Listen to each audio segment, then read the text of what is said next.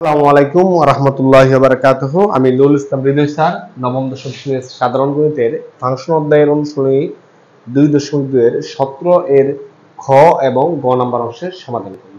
এখানে 17 নম্বর প্রশ্নে বলা হয়েছে নিচের অন্যগুলো থেকে ডোমেন এবং রেঞ্জ নির্ণয় করো।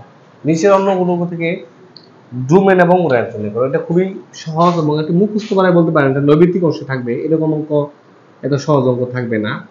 অন্য এর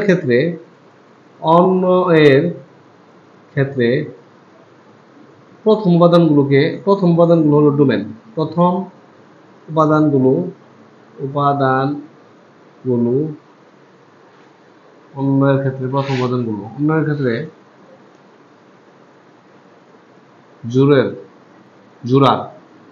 জোড়ার প্রথম উপাদানগুলো ডোমেন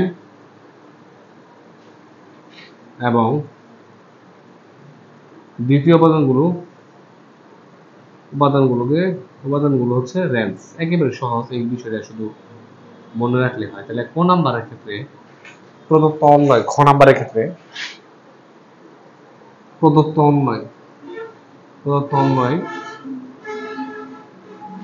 f equal -2 -4 সরাসরি উত্তরে লিখতে পারতাম, এত বড় একটা অঙ্ক শুধু করার প্রয়োজন, পরেরটা আর করবো না। 0 0 1 1 2 4।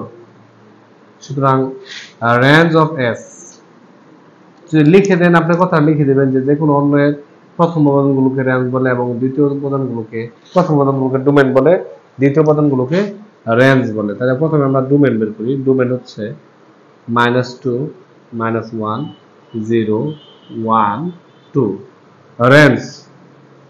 Range of S equal -4 1 0।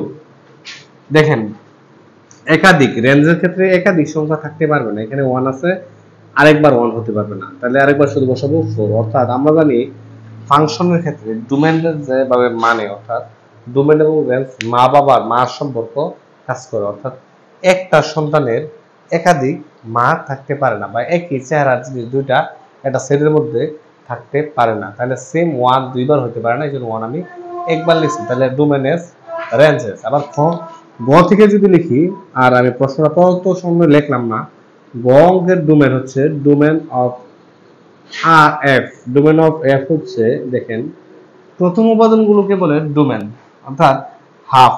প্রথম উপাদানগুলো হচ্ছে ডোমেন হাফ, তারপর হচ্ছে 1 1 1 1 দুইবার হতে পারবে না। 1 হাফ অফ 1 1 একবারই লিখলাম। 5/2 আর হচ্ছে 5/2 দুইবার হবে না, একবারই হবে।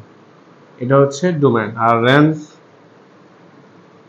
Range of f equal 0 1 -1 2 -2।